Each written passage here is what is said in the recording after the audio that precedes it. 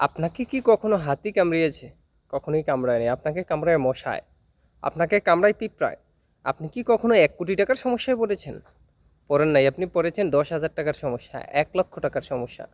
আমি আপনাকে এটা বলতে পারি যে আপনি যদি একটু হিসেবি হন, তাহলে এই যে ১০,০০০ টাকার ১,০০,০০০ টাকার সমস্যাগুলা, এগুলো আশা করে যে আপনার লাইফে আসবে না। আসবে না বললেই চলে। কারণ হচ্ছে আপনি যখন টাকা খরচ করেন তখন এমন জায়গায় টাকা খরচ করেন যে খরচগুলা না করলেও চলে। আপনি এমন কিছু কিনেন যে জিনিসগুলা না কিনলেও চলতো। সুতরাং আপনার যদি বাকি খাওয়ার অভ্যাস থাকে তাহলে ওইটা ছেড়ে দিন। কারণ আপনি যখন বাকি খান তখন এমনিতেই বেশি খান। আপনার যে জিনিসটা প্রয়োজন সেটা তো কিনেনই, যেটা প্রয়োজন না সেটাও কিনেন। যে জিনিসটা প্রয়োজন ১ কেজি ওইটা কিনেন ৩ কেজি।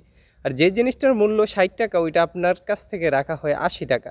সুতরাং আপনি যদি একটু হিসেবি হন তাহলে আপনার লাইফের সমস্যাগুলো হবে না। বর্তমানে মানুষের একটা প্রবণতা আছে যে তারা অফুরন্ত বাকি খায়, মাস শেষে টাকা পরিশোধ করে। কিন্তু সে জানতেও পারে না সে বাকি খাওয়ার কারণে খরচ বেশি করে। সে জানতেও পারে না বাকি খাওয়ার কারণে তার লাইফের সমস্যা বেশি হয়। সে ছোট ছোট কাজগুলা সে হয়তো ওই যে সেভিংস মানি দিয়েই করতে পারতো, কিন্তু একটা সময় বিপদে পড়লে তার অন্যের কাছে হাত পাততে হয়। আপনি যদি চান আপনার লাইফে টাকার সমস্যা না হোক, তাহলে আপনি খেয়াল রাখুন যে আপনি কোথায় টাকা খরচ করছেন, কিভাবে টাকা খরচ করছেন, কার কাছ থেকে টাকা ক্রয় করতেছেন।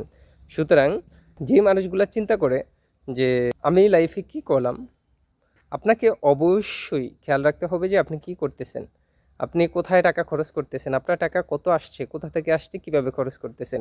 এমন অনেক ফালতু খরচ যেটা আপনি প্রতিদিন করেন সেটা না করলেও চলে। অনেক খরচ আছে যেটা বাঁচালে আপনার লাইফে টাকার প্রবলেমটা থাকতো না। যে অনেক মানুষ আছে খুব সুন্দর করে হিসেব করে চলে, নগদ খায়। আপনি দেখেন যেই টাকাটা দিয়ে আপনি বাজার খান ওই টাকাটা থেকেও অনেক টাকা বেঁচে যাবে। আপনি বছর শেষ ওই টাকাটা দিয়ে অনেক কিছু করতে পারবেন, বা ওই টাকাটাও আপনার ব্যালেন্স শিটে অনেক টাকা জমা হবে যখন আপনি বিভিন্ন প্রতিষ্ঠানে যাবেন এবং বুঝতে শিখবেন, চিন্তা করতে শিখবেন কোন প্রতিষ্ঠান দাম কম রাখে। আর যদি আপনার অভ্যাস থাকে যে না, আমার বাকি খাওয়ার অভ্যাস, ওই যে কয় না, অভ্যাস বদলানো যায় না, আর অভ্যাস একবার হয়ে গেলে এটা বদলানো খুব কঠিন। যদি আপনি উল্টাপাল্টা এমন অনেক খরচ করেন যেগুলো না করলেও চলে, ওই অভ্যাসটা যদি আপনার কন্টিনিউ থাকে, আপনি একটা সময় গিয়ে টাকার প্রবলেমে হয়তো পড়েই যাবেন বা সমস্যা আপনার থেকেই যাবে। সুতরাং কত টাকা ইনকাম করলেন এর চেয়ে বেশি ইম্পর্ট্যান্ট টাকা, ওই টাকাটা কীভাবে খরচ করতেছেন।